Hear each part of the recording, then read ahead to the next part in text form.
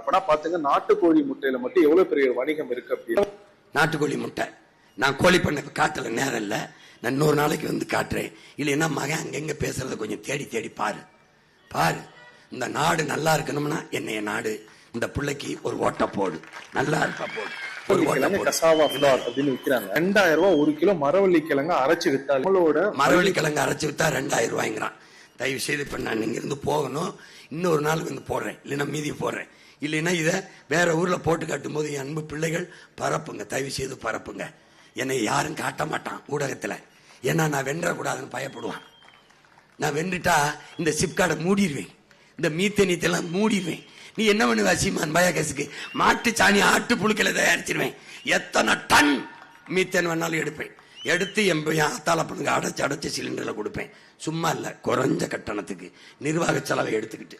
அதனால பாருங்க, நேரம் ஆயிடுச்சுல, சின்ன சின்ன வேலையில நான் கிளம்புறேன்.